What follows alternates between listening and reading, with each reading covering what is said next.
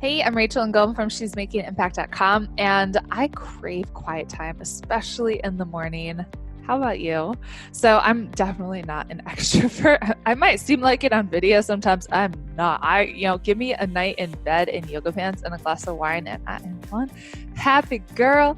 So I start each day with quiet time because if I don't, what tends to happen is my kid will come and peel my eyes open.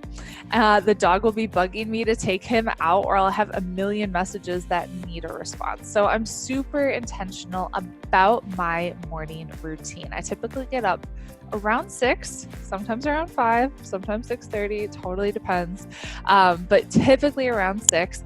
And what I do is get coffee, and water. And then I sit down and I read a devotional. I read some good pages of a good book. Right now, I am going through the Bible an entire year, and I'm actually reading a really good book called The Case for Christ, but I have a bazillion personal development recommendations if you're not faith-based or whatever you prefer. I read a little bit of a good book, and then I just have some quiet time.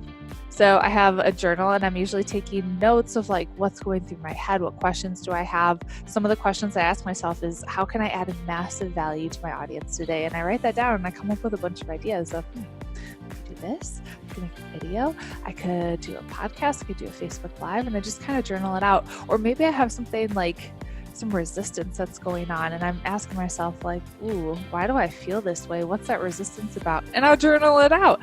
A lot of times if you leave that stuff stuck in your head, that's when you feel that overwhelmed feeling or that stressed out feeling and all that. So journal it out.